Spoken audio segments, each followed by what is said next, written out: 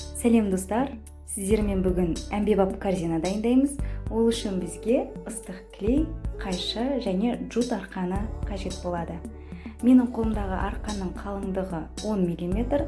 Бұл арқанмен біз корзинаның ең астыңғы бөлігін дайындаймыз. Үстіңгі бөлігін 8 мм арқанмен көтереміз.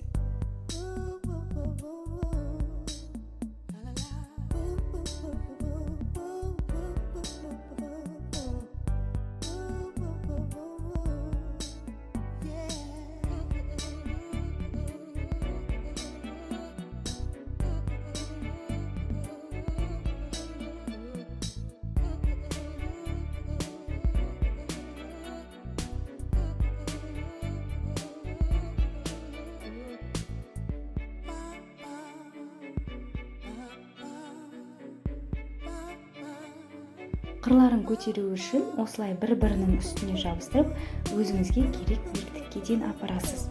Маған керек биіктік осындай болды. Біткен жерін ішіне қайырып жабыстырып қойыңыз. Ендігі кезекте қалташа дайындаймыз. Ол қалташаны өз қолыммен тіктім, ешқандай тігін машинасыз. Ол үшін корзинаның сыртынан айналдыра диаметрін өлшеп және биіктігін өлшеп матаға түсіріп, содан соң қиып кесіп тігесіз. Ендігі құлақшасын дайындаймыз. Ол үшін бір ұшын түйіндеп аламыз. Көз мөлшеріне керек ұзындықты қиып алып, екінші ұшын түйіндеп,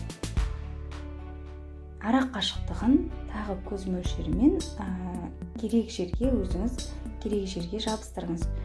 Құлақшасы қатты тұру үшін ыстық клейді көбірек құйып, түйінді ұзағырақ ұстаңыз.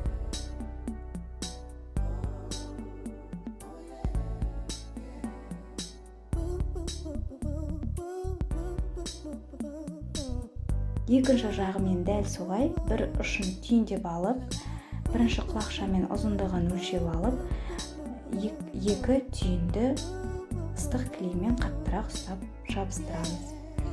Ол корзинаны сіз әрі қалай қолдансаңыз болады, мен ойыншық салатын корзина етіп қолданамын.